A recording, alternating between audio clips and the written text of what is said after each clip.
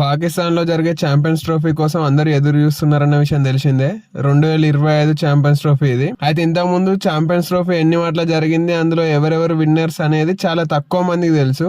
మనం ఇప్పుడు దానిపైన ఒక రౌండ్ అప్ వేసుకుంటే ఫస్ట్ ఛాంపియన్స్ ట్రోఫీ 1998 లో జరిగింది. అందులో సౌత్ ఆఫ్రికా గెలిచింది. సౌత్ ఆఫ్రికా ఐసీసీ టోర్నీ గెలిచిందంటే నమ్మడం కష్టమే, కాకపోతే సౌత్ ఆఫ్రికా విన్నర్స్ అప్పుడు. ఆ తర్వాత 2000లో జరిగింది. 2000లో కూడా అలాంటి టీమే గెలిచింది, న్యూజిలాండ్ కూడా ఐసీసీ ట్రోఫీ న్యూజిలాండ్ కు మధ్య ఉన్న సంబంధాలు మనకు అందరికి తెలుసు. ఆ తర్వాత 2002-3లో జరిగిన ఛాంపియన్స్ ట్రోఫీలో ఇండియా శ్రీలంక జాయింట్ విన్నర్స్ కి ఇచ్చారు.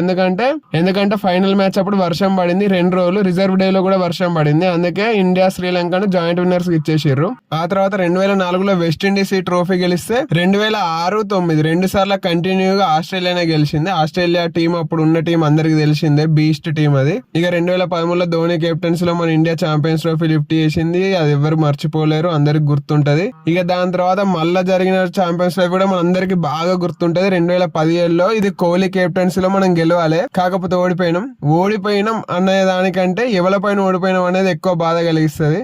కాబట్టి ఆ పేరు నేను చెప్పదలుచుకోలే, మీకు తెలిస్తే కామెంట్ లో చెప్పండి. ఇక ఈసారి 2025 ఛాంపియన్స్ ట్రోఫీ అంటే 2017కు చాలా లాంగ్ గ్యాప్ లో జరుగుతుంది. మరి ఈసారి ఈ టోర్నీలు ఎవరు గెలుస్తారు, ఈ లిస్ట్ లో ఎవరు ఏరుతారు అనేది చూద్దాం. మీరు ఎవరి లిస్ట్ లో ఏరుతారని అనుకుంటున్నారో కామెంట్ చేయండి.